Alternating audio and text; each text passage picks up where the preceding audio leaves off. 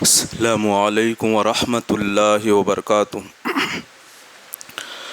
الحمد للہ رب العالمین والصلاة والسلام علی سید المرسلین ورحمۃ للعالمین وآلہ وصحبہ اجمعین رضوان اللہ علیہم۔ فاعوذ باللہ من الشیطان الرجیم، بسم اللہ الرحمن الرحیم۔ حامیم، تنزیل الکتاب من اللہ العزیز العلیم، غافر الذنب وقابل التوب شدید العقاب ذی الطول، لا الہ الا هو الیہ المصیر، ما یجادل فی آیات اللہ الا الذین کفروا فلا یغررک تقلبهم فی البلاد۔ پارہ نمبر 24 سورۃ المومن کی ابتدائی آیتوں کی میں نے تلاوت کیا ہے۔ انشاءاللہ مختصر سے معنی مطالب کے ساتھ پیش کرنے کی کوشش کروں گا۔ حامیم، یہ حروف مقطعات میں سے ہے۔ مفسرین کرام نے حروف مقطعات کے بارے میں بہت کچھ لکھا، لیکن آخر میں ہر ایک مفسر نے یہی لکھا واللہ عالم، تو ہم بھی یہی کہیں گے واللہ عالم۔ تنزیل الکتاب من اللہ العزیز العلیم، کتاب کا نازل کرنا اللہ کی جانب سے ہے جو زبردست اور بہت جاننے والا ہے۔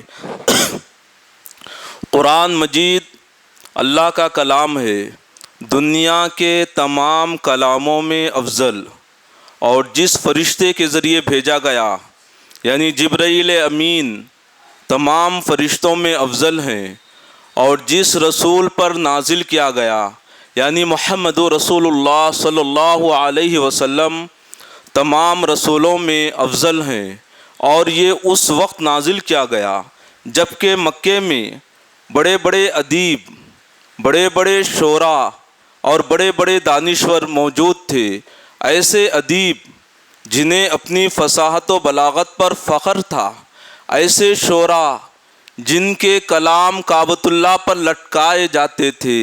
اگر کسی شاعر کا کلام کعبۃ اللہ پر لٹکایا جاتا تو یہ ایک قسم کا چیلنج ہوتا کہ دنیا کا کوئی اور شاعر اس کلام میں، اس فن میں اس طرح کا کلام، اس طرح کے اشعار کا مجموعہ تیار نہیں کر سکتا۔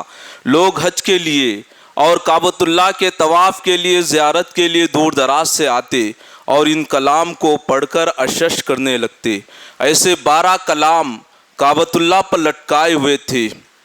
ان 12 کلاموں میں سے 7 کلام کو کتابی شکل دی گئی، اور اس کتاب کا نام ہی رکھا گیا سبع معلقات، وہ کلام جو کعبۃ اللہ پر لٹکائے گئے تھے۔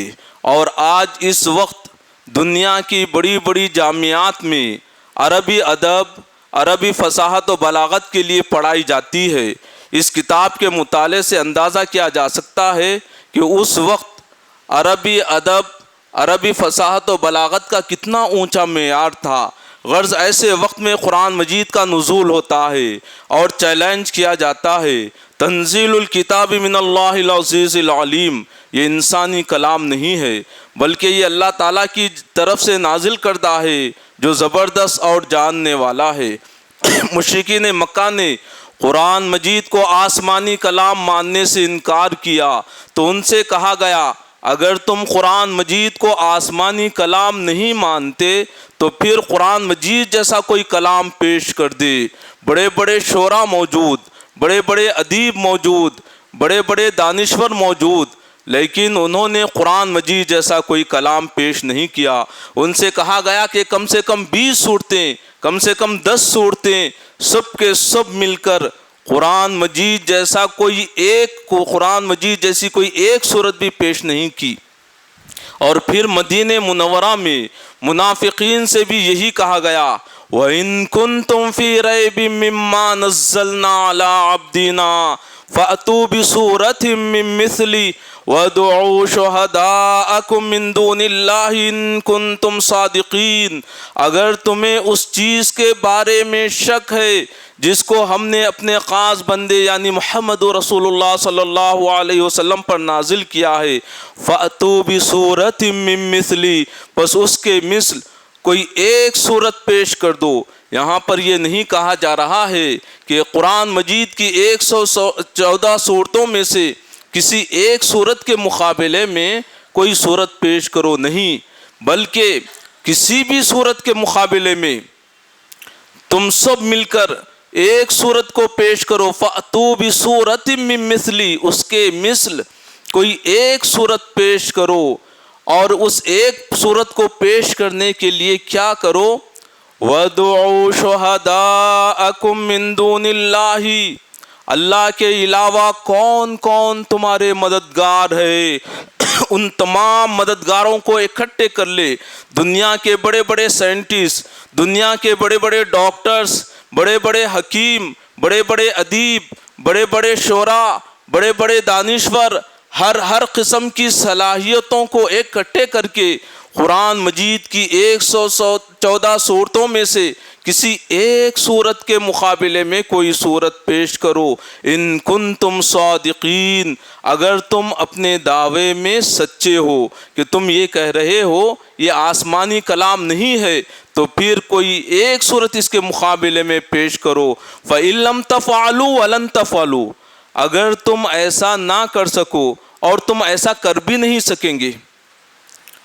وَاتَّقُوا النَّارَ الَّتِي وَقُودُهَا النَّاسُ وَالْحِجَارَةُ أُعِدَّتْ لِلْكَافِرِينَ، بس اس آگ سے ڈرو جس کا ایندھن انسان اور پتھر ہے، اعدت للکافرین، جو کافروں کے لیے تیار کی گئی ہے۔ آج کے اس ترقی یافتہ دور میں بھی قرآن مجید کا یہی چیلنج ہے، تنزیل الکتاب من اللہ العزیز العلیم، کتاب کا نازل کرنا، قرآن مجید کا نازل کرنا اللہ کی جانب سے ہے جو زبردست اور جاننے والا ہے۔ پھر اللہ تعالیٰ کے اوصاف بیان کیے جا رہے ہیں، غافر الذنب وقابل التوب شدید العقاب ذی الطول، گناہوں کو بخش دینے والا، اور وقابل التوب، اور توبہ قبول کرنے والا، شدید العقاب، سخت سزا دینے والا، ذی الطول، قابل بزرگ۔ اللہ تعالیٰ کے اوصاف میں سے ایک صفت یہ ہے کہ بندہ بغیر توبہ استغفار کرے بھی اللہ تعالیٰ بہت سے گناہوں کو بخش دیتے ہیں، بغیر توبہ استغفار کرے کے، بغیر معافی چاہے کے بھی اللہ تعالیٰ اپنے بندوں کے بہت سے گناہوں کو معاف کر دیتے ہیں۔ غافر الذنب کے معنی یہی ہے، گناہوں کو بخش دینے والا، گناہوں کو بخش دینے والا ہے ہمارا رب۔ وقابل التوب، اور توبہ قبول کرنے والا ہے۔ بندہ صدق دل سے اگر توبہ استغفار کرے تو اللہ تعالیٰ کی ایک صفت یہ ہے، توبہ کرنے پر بڑے بڑے گناہوں کو بھی اللہ تعالیٰ بخش دیتے ہیں۔ شدید العقاب، جہاں پر دو اوصاف بیان کیے جا رہے ہیں، وہیں تیسری صفت بھی اللہ تعالیٰ کی بیان کی جا رہی ہے جس سے ہمارے رونگٹے کھڑے ہو جاتے ہیں۔ جہاں پر اللہ تعالیٰ غافر الذنب ہے، قابل التوب ہے، وہیں پر اللہ تعالیٰ شدید العقاب بھی ہے، سخت سزا دینے والا بھی ہے۔ اللہ تعالیٰ کی پکڑ بہت سخت ہے، اور دنیا کی تاریخ ہمارے سامنے ہے کہ اللہ تعالیٰ جب پکڑنے پر آیا تو اللہ تعالیٰ کی پکڑ کیسی مضبوط تھی۔ ذی الطول، قابل بزرگ، لا الہ الا ہوا، نہیں ہے کوئی معبود سوائے اس کے، الیہ المصیر، اسی کی طرف لوٹ کر جانا ہے۔ حضرت عمر فاروق رضی اللہ عنہ کے دور میں ایک نوجوان امیر المومنین سے ملاقات کرتا اور اسلام کے بارے میں سوالات کرتا تھا۔ ایک عرصے سے وہ نظر نہیں آ رہا تھا۔ امیر المومنین نے سوال کیا، وہ نوجوان کہاں گیا جو مجھ سے دین کے بارے میں دریافت کرتا تھا، سوالات کرتا تھا؟ تو معلوم ہوا کہ وہ دین سے دور، بہت دور ہو گیا ہے، اس کو ایک قسم کی نفرت ہو گئی ہے، اور دوسری تیسری غلط چیزوں میں وہ مبتلا ہو گیا ہے۔ جب امیر المومنین حضرت عمر فاروق رضی اللہ عنہ سنے تو وہ غصہ نہیں ہوئے، وہ ناراض نہیں ہوئے، بلکہ بہت ہی حکمت و دانائی اور دور اندیشی سے کام کیا انہوں نے، اور اس آیت کو لکھ کر بھیجا، غافر الذنب وقابل التوب شدید العقاب ذی الطول لا الہ الا ہوا الیہ المصیر۔ اور دوسروں سے کہا، تم اپنے بھائی کو برا مت کہو بلکہ اس کے حق میں دعا کرو۔ امیر المومنین حضرت عمر فاروق رضی اللہ عنہ ایسے سخت آدمی تھے، جہاں کہیں بھی ڈسپلین کے خلاف میں کوئی معمولی حرکت ہوتی تو اس کو بھانپ لیتے. آج یہ چیز شروع ہو رہی ہے, اس کے بعد کیا ہوگا, اس کے بعد اس کا انجام کیا ہوگا, وہاں تک ان کی نظر ہوتی تھی. اسی وقت کو کوڑا اٹھا لیتے, بات ختم ہو جاتی تھی. کسی منافق کو ان کے دور خلافت میں سر اٹھانے کی جرت نہیں ہوئی. لیکن یہی امیر المومنین حضرت عمر فاروق رضی اللہ عنہ کو جب یہ معلوم ہوا کہ ایک مسلم نوجوان جو دین سے بیزار ہو گیا ہے, نفرت ہو رہی ہے اس کو, اور دوسری تیسری چیزوں سے, غلط چیزوں سے اس کو ایک دلچسپی پیدا ہو گئی ہے, اس میں مبتلا ہو گیا ہے, تو برا نہیں کہا بلکہ حکم دیا تم اپنے بھائی کے حق میں دعا کرو, اور یہ آیت کو لکھ کر بھیجا. جب اس نوجوان کے پاس امیر المومنین کا خط پہنچا تو اس نے پڑھا غافر الذنبی, میرا رب گناہوں کو بخش دینے والا ہے, میرے گناہوں کو میرا رب بخش دیا, وقابل التوبی, اور توبہ قبول کرنے والا ہے. اگر میں صدق دل سے توبہ کروں, سچے دل سے, تو میرے رب کی یہ صفت ہے, میرا رب میری توبہ کو قبول فرمائے گا. شدید العقاب, سخت سزا دینے والا. آئندہ مجھے گناہوں سے رک جانا چاہیے, برائیوں سے باز آ جانا چاہیے, ورنہ پھر میرے رب کی پکڑ بہت سخت ہے. وہ توبہ استغفار کیا اور پھر پہلی حالت میں آ گیا. حضرت عمر فاروق رضی اللہ عنہ بھی جو اسلام میں داخل ہوئے, جب انہوں نے اسلام قبول کیا تو صحابہ پکار اٹھے. 3 دن پہلے رسول اکرم صلی اللہ علیہ وسلم نے دعا کی تھی, ہدایت کی, رشد و ہدایت کی دعا کی تھی. اللہ تعالیٰ نے عمر کے حق میں قبول کر لیا ہے. تو رسول اکرم صلی اللہ علیہ وسلم جہاں ایک طرف دعوت و تبلیغ کا فریضہ انجام دیتے تھے, لوگوں سے ملاقات کرتے, اسلامی تعلیمات و احکامات کو ان کے سامنے پیش کرتے, توحید, رسالت, قیامت, آخرت کے بارے میں اور اخلاق کی اور پاکیزگی کی تعلیمات پیش کرتے تھے, وہیں دوسری طرف رسول اکرم صلی اللہ علیہ وسلم راتوں میں جاگ کر لوگوں کے رشد و ہدایت کے لیے دعائیں کرتے تھے گڑ گڑا کر. حضرت عمر رضی اللہ عنہ بھی جو اسلام میں داخل ہوئے, مشرف بہ اسلام ہوئے, وہ بھی رسول اکرم صلی اللہ علیہ وسلم کی محنت اور پھر آپ کی دعاؤں کا نتیجہ تھا. صحابہ کرام نے پکار اٹھا کہ رسول اکرم صلی اللہ علیہ وسلم 3 دن پہلے دعا کی تھی, اور اللہ تعالیٰ نے حضرت عمر فاروق رضی اللہ عنہ کے حق میں قبول فرمایا ہے. اور پھر جب یہ مسلم نوجوان جب دین سے بیزار ہو گیا, دور ہو گیا, دوسری تیسری چیزوں میں مبتلا ہوا, تو حضرت عمر فاروق رضی اللہ عنہ نے خط میں یہ آیت لکھا, اور پھر وہ نوجوان توبہ استغفار کر کے پہلی حالت میں آ گیا. امیر المومنین حضرت عمر فاروق رضی اللہ عنہ نے کہا, جب تم دیکھو کہ تمہارا بھائی دین سے بیزار ہو رہا ہے, نفرت کر رہا ہے اور غلط چیزوں میں مبتلا ہو رہا ہے, تو ایسے وقت میں اس کو ڈراؤ مت, بلکہ حکمت سے کام کرو, صبر سے کام کرو, اس کو اللہ کی رحمت سے امید دلاؤ. اللہ تعالیٰ بہت معاف کرنے والے ہیں, بخشنے والے ہیں. جب وہ دین میں داخل ہو جائے تو پھر آگے کے لیے اس کو اللہ سے ڈراؤ. دیکھو اللہ کا عذاب, اللہ کی پکڑ بہت سخت ہے, اس سے باز آ جانا چاہیے ان چیزوں سے. ما یجادل فی آیات اللہ الا الذین کفروا فلا یغررک تقلبهم فی البلاد. اللہ کی آیتوں میں جھگڑا نہیں کرتے ہیں سوائے ان لوگوں کے جنہوں نے کفر کیا ہے. فلا یغررک تقلبهم فی البلاد, بس آپ صلی اللہ علیہ وسلم کو دھوکے میں نہ ڈال دے ان کا شہروں میں دندناتے پھرنا. قرآن مجید سے متعلق اگر کسی کے کچھ سوالات ہے, شکوک و شبہات ہے, اور وہ حق کی تلاش میں ہے, صحیح بات کیا ہے, حق کیا ہے, حلال کیا ہے, حرام کیا ہے, یہ جاننا چاہ رہا ہے, اس سلسلے میں اگر سوالات کر رہا ہے تو پھر مفسرین کرام اور علماء کرام نے اس کی اجازت دی ہے کہ وہ سوالات کر سکتا ہے. اس کا مقصد حق کو تلاش کرنا ہے. لیکن اس کے برعکس اگر کسی کا مقصد یہ ہے اپنی جو بات ہے, اپنا جو مطلب ہے, اس کو قرآنی آیتوں پر غالب کرے, اس لیے بحث کر رہا ہے, تو پھر ایسے لوگوں کے لیے کہا گیا ہے کہ یہ لوگ کفر کو اختیار کیے ہیں. اللہ کی آیتوں میں جھگڑا نہیں کرتے سوائے ان لوگوں کے جنہوں نے کفر کیا ہے.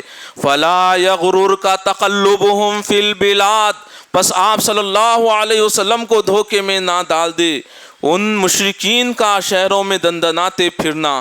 اسلام کا ابتدائی دور تھا, مسلمان کسمہ پرسی کی حالت میں تھے, تعداد میں کم تھے, کم اور دولت مندوں کی بھی مسلمانوں میں کمی تھی، تعداد کم تھی۔ اکثر ایسے لوگ اسلام قبول کیے اسلام کے ابتدائی دور میں جو کسی کے غلام تھے، کسی کی باندی تھی، ان کی حالت خستہ تھی، ایسے اکثر لوگ اسلام قبول کیے تھے۔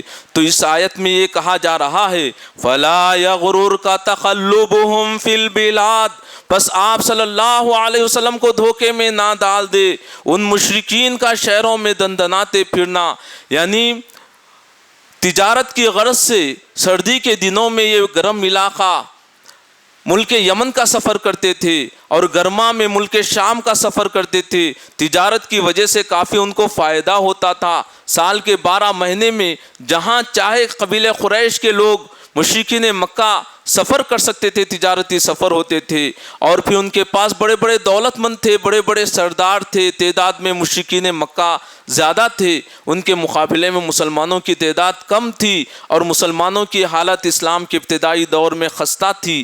تو اس کی وجہ سے ان کا جو شہروں میں دندناتی پھرنا ہے، شان و شوکت کے ساتھ زندگی بسر کر رہے ہیں، تو یہ چیز آپ صلی اللہ علیہ وسلم کو دھوکے میں نہ ڈال دے۔ کذبت قبلہم قوم نوح والاحزاب من بعدہم، جھٹلایا ان سے پہلے قوم نوح نے اور بعض جماعتیں ان کے بعد۔ صرف آپ کی قوم نے آپ کا انکار نہیں کیا، آپ کی تکذیب نہیں کی، آپ کو جھٹلایا نہیں، بلکہ آپ سے پہلے بھی اس دنیا میں بہت سی قومیں آئی، انہوں نے اپنے اپنے رسول کا انکار کیا، تکذیب کی، جھٹلایا انہوں نے۔ قوم نوح، حضرت نوح علیہ السلام نے 950 سال تک دعوت و تبلیغ کا فریضہ انجام دیا، اللہ کے بندوں کو اللہ واحد کی عبادت کی دعوت دیتے رہے، لیکن ان کے سرداروں نے کہا تم ود کا دامن مت چھوڑو، یغوث کا یعوق کا دامن مت چھوڑو، نصر کا دامن مت چھوڑو، سوا کا دامن مت چھوڑو۔ یہ 5 بتیں ہیں جو 29واں پارہ سورہ نوح میں ان 5 بتوں کے نام بیان کیے گئے ہیں، ود، سوا، یغوث، یعوق، نصر۔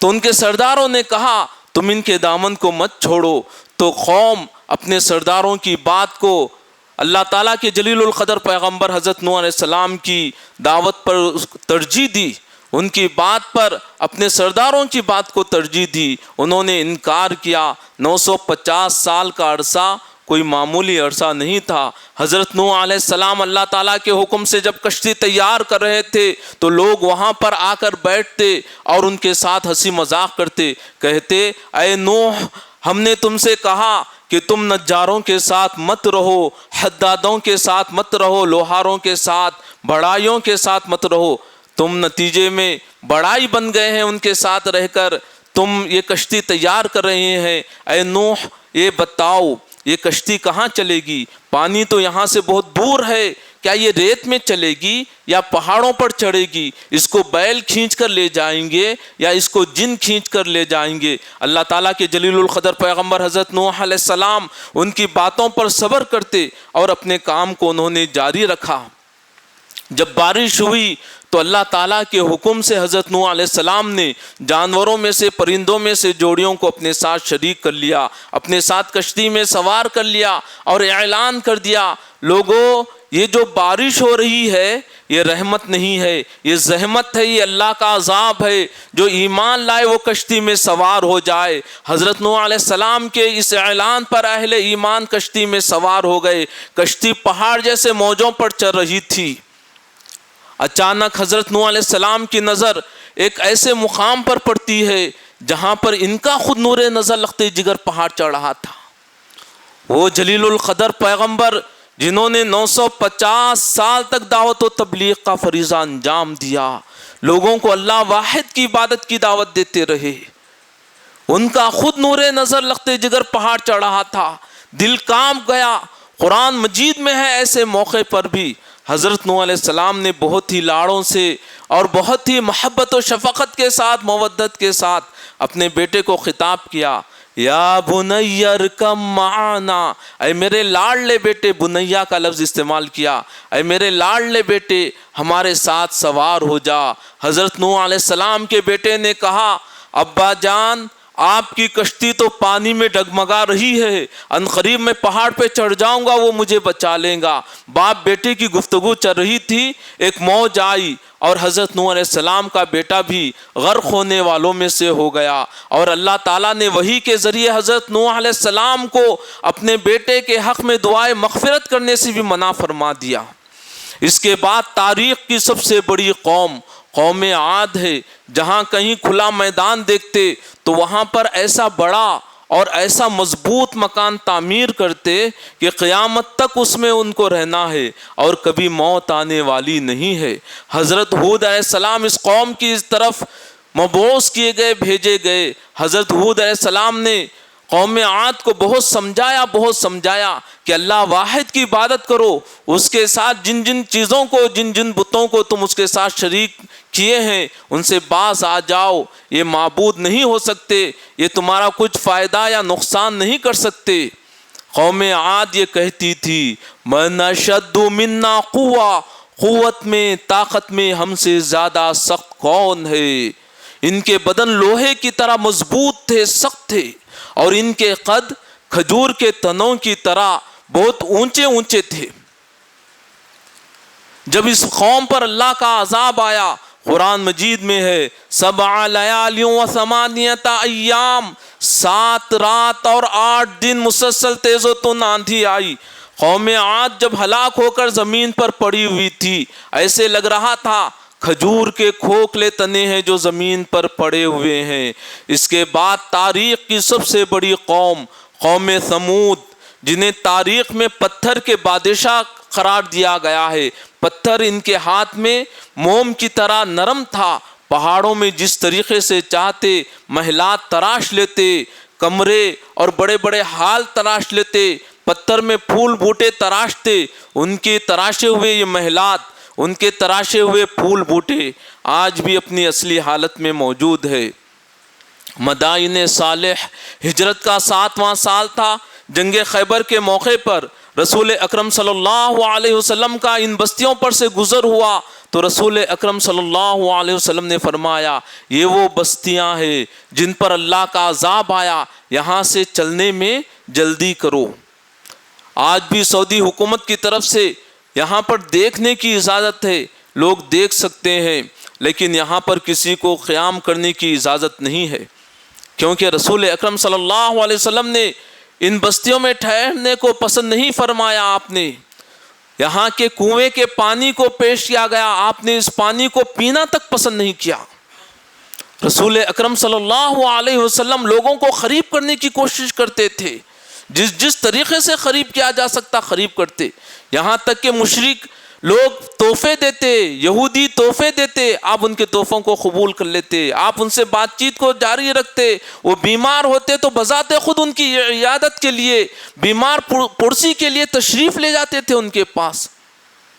لیکن رسول اکرم صلی اللہ علیہ وسلم ان بستیوں پر سے جب گزر ہوا تو یہاں کے پانی کو پینا بھی پسند نہیں کیا۔ اور جس قوم پر اللہ کا عذاب آیا، اللہ نے ان کی بستیوں کو، ان کے کھنڈرات کو، ان کے قلعوں کو، ان کے محلات کو بطور عبرت کے، درس عبرت کے طور پہ اللہ تعالیٰ نے اس کو باقی رکھا ہے۔ تو یہاں پر یہی کہا جا رہا ہے کہ صرف آپ کی قوم آپ کی تکذیب نہیں کر رہی ہے، آپ کو جھٹلا نہیں رہی ہے، بلکہ آپ سے پہلے بھی قوم نوح اور پھر قوم عاد ہے، قوم ثمود ہے، بڑی بڑی قومیں اس دنیا میں آئی، انہوں نے اپنے رسول کے ساتھ انکار کیا، تکذیب کا معاملہ کیا، جھٹلایا انہوں نے، لیکن ان پر اللہ کا عذاب آیا۔ وَهَمَّتْ كُلُّ أُمَّةٍ بِرَسُولِهِمْ لِيَأْخُذُوهُ وَجَادَلُوا بِالْبَاطِلِ لِيُدْحِضُوا بِهِ الْحَقَّ فَأَخَذْتُهُمْ، اور ہر ایک امت نے، ہر ایک قوم نے اپنے رسول کے ساتھ یہ چاہا کہ اس کو پکڑیں اور باطل کے ذریعے جھگڑا کریں تاکہ حق کو اس کے ذریعے ڈگمگا دیں۔ فَأَخَذْتُهُمْ، اللہ تعالیٰ فرما رہے ہیں پس میں نے ان کو پکڑا۔ فَكَيْفَ كَانَ عِقَابِ، پس کیسے رہی میری سزا۔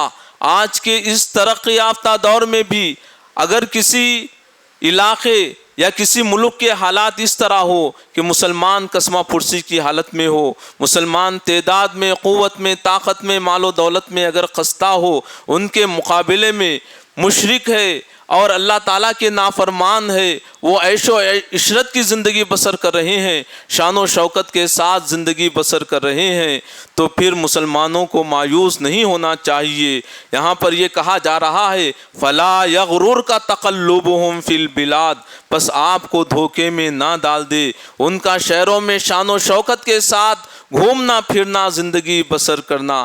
ہمارا یہ عقیدہ ہے دنیا کی زندگی چند روزہ ہے، عارضی ہے، فانی ہے، ہم سب اس دنیا کے مسافر ہے، کسی بھی حالت میں زندگی بسر ہو رہی ہے، خوشحالی میں ہو یا تنگ دستی میں ہو، پرامن حالات ہو پھر یا پر خطر حالات ہو، اس دنیا سے رخصت ہونا ہے۔ حقیقی زندگی، حقیقی کامیابی و کامرانی، حقیقی عزت وہ آخرت کی عزت ہے، آخرت کی کامیابی وہ حقیقی کامیابی ہے۔ اور بڑی بڑی قومیں اس دنیا میں آئی، انہوں نے شان و شوکت کے مظاہرے کیے، بہادری کے کارہائے نمایاں انجام دیے، جب جانے کا وقت آیا سب کچھ چھوڑ چھاڑ کے خالی ہاتھ اس دنیا سے رخصت ہو گئے۔ آپ دیکھیے حضرت ابراہیم علیہ السلام کے دور میں عراق کا جو بادشاہ تھا نمرود، اپنے آپ کو خدا کہتا تھا، اللہ تعالیٰ نے معمولی مچھر کے ذریعے اس کو ہلاک کر دیا، مچھر اس کے ناک میں چلے گیا اور بے چینی بے قراری ہو رہی تھی۔ اس وقت کے جو بڑے ڈاکٹرز تھے، حکیم تھے، سب کا متفقہ فیصلہ ہوا کہ نمرود بادشاہ کو چپل یا چپل نما پٹوں سے مارا جائے۔ جب مارا جاتا تو وہ کہتا کہ مجھے آرام ہو رہا ہے، سکون مل رہا ہے، جب مارنا چھوڑ دیا جاتا تو یہ کہتا مجھے بے چینی ہو رہی ہے، مجھے بے چینی ہو رہی ہے۔ مار کے ذریعے بھی دنیا میں ایک علاج تھا، یہ بہت ہی قدیم زمانے کا علاج تھا۔ آدمی کی کتنی استطاعت ہے، اس کی طاقت کو دیکھتے ہوئے اور ضرورت کو سامنے رکھتے ہوئے چپل یا چپل نما پٹے ہوتے ہیں، اس سے اس کو مارا جاتا تو اس کا علاج ہوتا۔ تو نمرود بادشاہ کا بھی اس طریقے سے علاج کیا گیا اور اسی طریقے سے اس کی موت ہوئی ہے نمرود بادشاہ کی۔ اس کے بعد آپ دیکھیے حضرت موسیٰ علیہ السلام کے دور میں مصر کا جو بادشاہ تھا فرعون، انا ربکم الاعلیٰ کہتا تھا، وہ یوں ہی انا ربکم الاعلیٰ نہیں کہتا تھا، بلکہ اس کے لیے سونے کا تخت تھا، بہت بڑا لشکر جرار تھا، بہت بڑا CID نظام تھا۔ ایسا CID نظام کتابوں میں لکھا ہوا ہے، ان کی آنکھیں کووں کی طرح تیز تھی، ان کی سونگنے کی حس چونٹیوں کی طرح تیز تھی، وہ بہت دور دور تک دیکھ لیتے تھے، وہ بہت دور دور تک بھانپ جاتے تھے۔ بہت بڑا سرسبز و شاداب ملک، جیسا ہندوستان سرسبز و شاداب ملک ہے، مصر کے درمیان میں بھی دریائے نیل کی وجہ سے سارا مصر سرسبز و شاداب ملک ہے۔ اور اس کی دولت کا آپ اندازہ لگائیے، اس کے سپاہیوں کے گھوڑے جہاں پر باندھے جاتے وہ سونے کے میخ ہوتے، سونے کے میخوں سے فرعون کے سپاہیوں کے گھوڑوں کو باندھا جاتا تھا۔ تو اتنی زیادہ دولت تھی، لشکر جرار تھا، اور دریائے نیل کے آس پاس میں بہت سے شاہی محلات تھے۔ کبھی فرعون کسی محل میں قیام کرتا تو پھر کسی دن کسی محل میں قیام کرتا تھا، تو اس نے کہا انا ربکم الاعلیٰ، میں ہی تمہارا سب سے بڑا پروردگار ہوں۔ حضرت موسیٰ علیہ السلام نے اس کو بہت سمجھایا، توحید سمجھانے کی پوری کوشش کی، معجزے اس کے سامنے پیش کیے۔ اب سوال یہ ہے کہ حضرت موسیٰ علیہ السلام نے سمجھانے کی کوشش کی، دعوت و تبلیغ کا فریضہ انجام دیا، تو اس سے فائدہ ہوا یا فائدہ نہیں ہوا؟ تو اس کا جواب یہ ہے فائدہ ہوا۔ تو دعوت و تبلیغ کا فریضہ انجام دینا چاہیے، لوگوں کو اللہ واحد کی عبادت کی دعوت دینا چاہیے، اس سے فائدہ ضرور ہوگا۔ اور حضرت موسیٰ علیہ السلام نے جو کام کیا اس سے فائدہ ہوا۔ فائدہ کیا ہوا؟ جو شخص انا ربکم الاعلیٰ کہتا تھا، آپ اس گھر کی ملکہ کو دیکھیے، حضرت آسیہ حضرت موسیٰ علیہ السلام پر ایمان لائی، تو یہ دعوت بیکار نہیں گئی۔ تو جو اپنے آپ کو خدا کہتا تھا، اس کی اہلیہ مصر کی ملکہ حضرت آسیہ علیہ السلام، وہ حضرت موسیٰ علیہ السلام پر ایمان لائی، اور ایک مرتبہ فرعون نے کہا موسیٰ کو پکڑو، موسیٰ کو قتل کرو، یعنی حضرت موسیٰ علیہ السلام کو قتل کرنے کا فرمان صادر کیا، تو خود اسی کے خاندان کا ایک شخص کھڑا ہو گیا فرعون کے سامنے، کہا اتقتلون رجلا ان یقول ربی اللہ، کیا تم ایسے شخص کو قتل کرنا چاہتے ہو جو کہتا ہے میرا رب اللہ ہے؟ فرعون اس کو گرفتار نہیں کیا، اس شخص کو، اس کو سزا نہیں دے سکا، تو اتنا اثر و رسوخ والا شخص تھا، بلکہ وہ فرعون کے ہی خاندان کا آدمی تھا۔ تو حضرت موسیٰ علیہ السلام نے دعوت و تبلیغ کا فریضہ انجام دیا، فرعون تو ایمان نہیں لایا لیکن اس کے قریبی لوگ ایمان لائے۔ فرعون کے سامنے ایسا شخص جو اپنے آپ کو خدا کہتا، اس کے سامنے کہہ دیا کیا تم ایسے شخص کو قتل کرنا چاہتے ہو جو کہتا ہے میرا رب اللہ ہے؟ اور فرعون کچھ بھی اس کا بگاڑ نہیں سکا، کچھ نقصان نہیں کر سکا اس کا۔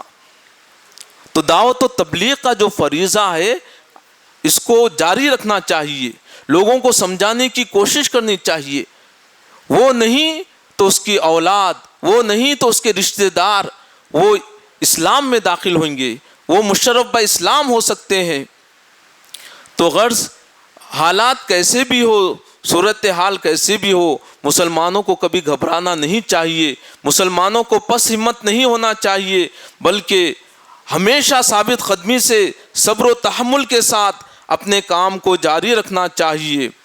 اور پھر یہاں پر کہا جا رہا ہے فَكَيْفَ كَانَ عِقَابِ، پس میری کیسی رہی سزا، وَكَذَلِكَ حَقَّتْ كَلِمَةُ رَبِّكَ عَلَى الَّذِينَ كَفَرُوا أَنَّهُمْ أَصْحَابُ النَّارِ، اور اسی طرح آپ صلی اللہ علیہ وسلم کے رب کے کلمات چسپاں ہو گئے ان لوگوں پر جنہوں نے کفر کیا، انہم اصحاب النار، کہ وہ اصحاب النار جہنم والے ہیں، الذین یحملون العرش ومن حولہ یسبحون بحمد ربہم ویؤمنون بہ ویستغفرون للذین آمنوا، وہ فرشتے جو عرش کو اٹھائے ہوئے ہیں اور جو فرشتے عرش کے اطراف میں ہیں وہ اپنے رب کی حمد و ثنا کے ساتھ تسبیح بیان کرتے ہیں، وَيُؤْمِنُونَ بِهِ، اور اللہ پر ایمان رکھتے ہیں، وَيَسْتَغْفِرُونَ لِلَّذِينَ آمَنُوا، اور مغفرت طلب کرتے ہیں ان لوگوں کے لیے جو ایمان لائے ہیں۔ تو بعض مخصوص فرشتے یعنی الگ الگ کاموں کے لیے الگ الگ فرشتے ہیں، ان میں سے بعض فرشتے اللہ تعالیٰ کے عرش الہی کو اٹھائے ہوئے ہیں اور ان کے قد بہت بڑے بڑے بتائے گئے۔ تفسیر مظہری ہے عمر آباد کی لائبریری میں اس کا مطالعہ کیا تو ان کے اتنے بڑے بڑے قد بتائے گئے کہ ان کے جو نیچے کے حصے سے ٹخنے تک کا جو حصہ ہے زمین سے آسمان تک ہے، پھر ٹخنے سے گھٹنے تک کا جو حصہ ہے زمین سے آسمان تک کا ہے، پھر گھٹنے سے اوپر کا حصہ ہے زمین سے آسمان تک کا ہے، ان کے جو پلک ہے 2 پلک ہے اور سوپوں کی شکل میں ہے، ان کو نظر اوپر اٹھانے کی اجازت نہیں ہے، وہ اپنی نظروں کو جھکائے رکھتے ہیں، عرش کو اٹھائے ہوئے فرشتے ہیں، پھر عرش کے اطراف میں فرشتے ہیں جو اللہ تعالیٰ کی تحمید، اللہ تعالیٰ کی تقدیس، اللہ تعالیٰ کی تسبیح بیان کرتے ہیں۔ اس کے ساتھ یہ خوشخبری ہے کہ اہل ایمان کے لیے وہ دعائیں مغفرت کرتے ہیں، وَيَسْتَغْفِرُونَ لِلَّذِينَ آمَنُوا، اور مغفرت طلب کرتے ہیں ان لوگوں کے لیے جو ایمان لائے۔ رَبَّنَا وَسِعْتَ كُلَّ شَيْءٍ رَحْمَةً وَعِلْمًا فَاغْفِرْ لِلَّذِينَ تَابُوا، اور وہ کہتے ہیں اے ہمارے پروردگار آپ کی رحمت اور علم تمام چیزوں پر محیط ہے، فَاغْفِرْ لِلَّذِينَ تَابُوا، پس آپ مغفرت فرما دیجئے، معاف کر دیجئے ان لوگوں کو جو توبہ کیے۔ جو اللہ والے لوگ توبہ کرتے ہیں اللہ تعالیٰ سے تو فرشتے ان کے حق میں دعا کرتے ہیں کہ جو توبہ کیے ہیں اے اللہ ان کی توبہ کو آپ قبول فرمائیے، ان کو بخش دیجئے، معاف کر دیجئے۔ وَاتَّبَعُوا سَبِيلَكَ، اور آپ کے راستے کی انہوں نے اتباع کی ہے، وَقِهِمْ عَذَابَ الْجَحِيمِ، اور انہیں جہنم کے عذاب سے بچا لیجئے۔ ایک وقت ایسا آتا ہے آدمی کو کچھ جھٹکے لگتے ہیں، موت کا احساس ہوتا ہے اور وہ یہ سمجھ جاتا ہے کہ اب مجھے بھی اس دنیا سے رخصت ہونا ہے۔ ایسے وقت میں وہ پریشان ہوتا ہے، گھبراتا ہے کہ اب مجھے کیا کرنا چاہیے۔ میرے ساتھی اس دنیا سے گزر گئے جو ہمارے ساتھ بیٹھتے تھے، ہمارے ساتھ رہتے تھے، جن سے بات چیت ہوتی تھی، اب اس کے بعد مطلب یہ ہے کہ اب ہمارا بھی نمبر آنے والا ہے. تو ایسے وقت میں کیا کرنا چاہیے؟ فوری آدمی توبہ استغفار کرنے لگتا ہے اور پھر اللہ تعالیٰ کے جو احکامات ہے، تعلیمات ہے، اس کو اپنی عملی زندگی میں نافذ کرنے کی کوشش کرتا ہے، اس کے مطابق زندگی بسر کرتا ہے. تو جو فرشتے عرش الہی کو اٹھائے ہوئے ہیں اور جو فرشتے عرش الہی کے اطراف میں ہیں، وہ اللہ تعالیٰ کی تسبیح، تحمید، تقدیس بیان کرتے ہیں اور پھر اہل ایمان کے حق میں یہ دعا کرتے ہیں کہ اے اللہ ان لوگوں کو معاف کر دیجئے جو توبہ کرتے ہیں، جو اب تک جو غفلتوں کا شکار ہو گئے تھے، سستی کا، پستی کا شکار ہو گئے تھے، اب وہ خواب غفلت سے بیدار ہو کر اللہ کی طرف رجوع ہوتے ہیں، اللہ کے قریب آتے ہیں اور اللہ کے راستے کی اتباع کرتے ہیں. تو ان کے حق میں دعائیں مغفرت کرتے ہیں. وقہم عذاب الجحیم، اور انہیں جہنم کے عذاب سے بچا لیجئے. ربنا وادخلہم جنات عدن التی وعدتہم، اے ہمارے پروردگار ان کو ہمیشہ ہمیشہ رہنے والی جنتوں میں داخل فرمائیے. التی وعدتہم، جس کا آپ نے اہل ایمان سے وعدہ کیا ہے. ومن صلح من آبائہم وازواجہم وذریاتہم، اور جو درست ہو ان کے آبا و اجداد میں سے اور ان کے بیویوں میں سے اور ان کی ذریت یعنی ان کی نسل میں سے.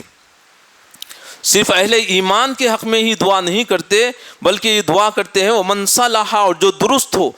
ومن صلح سے مراد یہ ہے بندے کا عقیدہ اگر صحیح ہے، عقیدے سے مراد یہ ہے اللہ تعالیٰ اپنی ذات میں بھی یکتا ہے، اپنی صفات میں بھی یکتا ہے، نفع نقصان اور پھر شفا بیماری تمام کے اختیارات اللہ تعالیٰ ہی کے ہاتھ میں ہے. اللہ تعالیٰ ہی رازق ہے، اللہ کی مرضی کے بغیر درخت کا ایک پتا بھی نہیں ہل سکتا. اور اللہ تعالیٰ ایسا بصیر اور ایسے سمیع ہے اللہ تعالیٰ کہ ایک کالی رات ہے، کالا پہاڑ ہے، ایک کالی چونٹی اس پہاڑ پہ چڑھ رہی ہے، تو اللہ تعالیٰ اس ننھی مخلوق کو بھی بصیر دیکھ رہے ہیں. وہ ننھی مخلوق اللہ تعالیٰ پر مخفی پوشیدہ نہیں ہے، اور اس چونٹی کے جو چڑھنے کی آہٹ ہے اللہ تعالیٰ اس آہٹ کو بھی سن رہے ہیں، ایسے وہ سمیع ہے. تو ایسا اللہ تعالیٰ پر عقیدہ کہ نفع نقصان کا مالک، موت و حیات کا مالک ہمارا رب ہے. اللہ پہ پورا پورا ایمان اگر وہ ہے اور اللہ کے ساتھ کسی اور کو شریک نہیں کر رہے ہیں، تو ایسے لوگوں کے لیے خوشخبری ہے کہ فرشتے دعا کرتے ہیں کہ ایسے لوگوں کو صرف جنت میں مت داخل کیجیے بلکہ ان کے ساتھ ان کے آبا و اجداد کو بھی داخل کیجیے، بڑے لوگوں کو، ماں باپ کو، پھر وازواجہم اور ان کی بیویوں کو، وذریاتہم اور ان کی ذریت کو، ان کی نسل کو، ان کی اولاد کو بھی ان کے ساتھ داخل کیجیے. جنت میں کئی مقامات ہیں الگ الگ، اور ایک سے بہتر ایک علاقہ، ایک سے بہتر ایک علاقہ، ایک سے بہتر ایک مقام ہے.